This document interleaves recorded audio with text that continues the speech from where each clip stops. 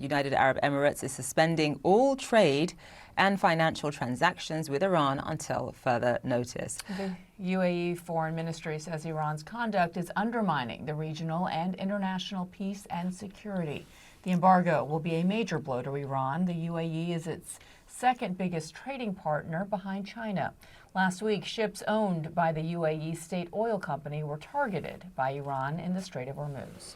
All right, let's get some perspective on the repercussions of this move. We're joined by Maleki. He's a former senior U.S. Treasury official and now a senior fellow at the Foundation for Defense of Democracies. Miyad, thank you so much for being with us. I want to start by just talking to our audience about the current relationship between Iran and the UAE, because it is a complicated one. On the one hand, you have at least until now, at least until the current war, diplomatic channels have remained open. Obviously, there is some sort of political mistrust, but economically, the two countries have been intertwined. You have a lot of Iranians who have businesses in Dubai. Dubai is, of course, a gateway for the entire Middle East when it comes to commercial activity. Just walk us through what this relationship is and where it stands right now. Thanks for having me, and great question.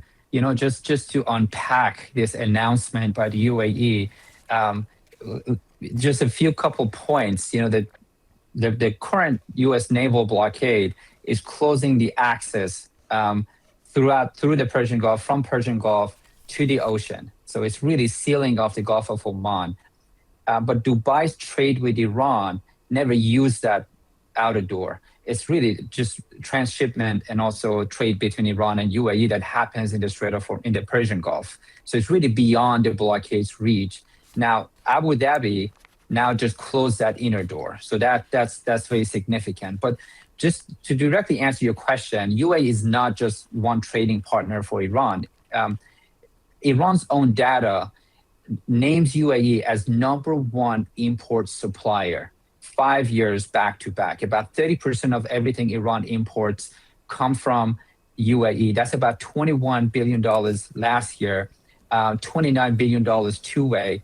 And that doesn't account for the smuggled cargo. So if you add the smuggled cargo, then you're getting somewhere close to about $35 to $45 billion. That's Iran's window to the world economy. And just very quick additional point, a lot of the trade that Iran has with other countries outside the Persian Gulf, outside the Strait of Hormuz, they actually go through UAE. So UAE is also a transshipment hub for Iran's access to its trade and commerce. And also 80% of Iran's foreign exchange is procured in UAE. So Tehran's free market dollar rate is effectively set in Dubai. And that's what I would call what UAE done is really unplugging Iran's payment system for its international trade and domestic foreign exchange maker, and it's that the relationship is more economically driven than diplomatically or politically driven. They never had great diplomatic relationship or political engagements, but their economy is very intertwined.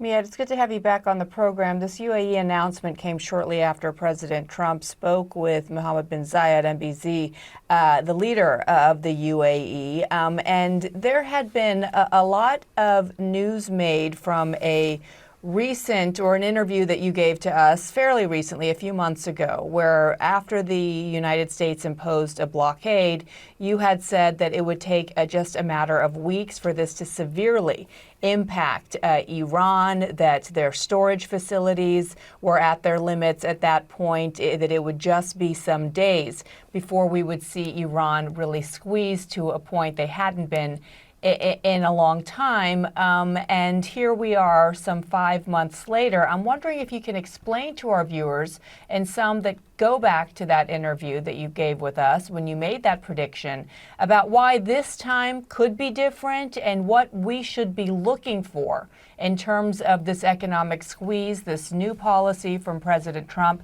How does it differ from previous ones over the last 6 months? Absolutely. So here's what, let's going back to where we were before the naval blockade was actually put in place. It really has to do with what I just mentioned in response to your first question. So the blockade, the line of the blockade was put outside the Strait of Hormuz. if the blockade was placed inside the Persian Gulf and blocking the Khark Island, for example, where Iran's 90% of oil goes out through that island, through that terminal, then you would have a complete shutoff, the complete close off of Iran's ability to export oil. And that's, again, 90% of that one island. So if the naval blockade was there, we would have seen Iran quickly run out of onshore storage capacity, which is shockingly only 13 days, really, by regime's own numbers of storage capacity. Again, for 47 years, they're saying that they can close the Strait of Hormuz, yet they didn't really invest in actually expanding their own storage capacity in case they have to do it. So what happened is the blockade went outside the Strait of Hormuz. Iran had access to tankers that started filling up. So it bought itself some time. Now, where we are today, it's the oil that goes out of Iran has really dropped down for about 200 to 300,000 barrels a day on average. That means their extraction level, the oil production, probably just matches their domestic refining capacity. So it's fair to assume that they have shut in some of the wells. They have dropped the extraction level to a point that it would be extremely difficult for them to restore go back to be able to retain after this whole conflict is over. Now, what's changing today is, as I mentioned, this decision by UAE is really complementing the U.S. naval blockade by cutting off the trade that happens within the Persian Gulf, outside the reach of a U.S. naval blockade. And the UAE's decision is also cutting off Iran's access to foreign currency and reserves that it has access to through the sale from oil to China. It still has oil out outside the Persian Gulf and sells it to China. Now the UAE's decision is going to cut off regime's access to foreign currency. It can probably lead to more disputes internally, domestically. We've seen regime officials coming out and some of them expressing concerns about the state of economy. I think slowly we're seeing some frictions within the government. And if you see that friction, you start seeing defection within the business empire that runs this country, the oligarchs, if you will, that runs Iran's economy, the black market, then that's where you're going to see extreme level of pressure on this regime at that point. And that, you brought up such an important point that for decades, Iran has sort of been showing off that it could, if it wanted to, close the Strait of Hormuz, but yet it didn't invest in expanding its storage capacities if indeed that became an eventuality. Miad Maleki, thank you so much from the Foundation of Defense of Democracies. We appreciate your perspective.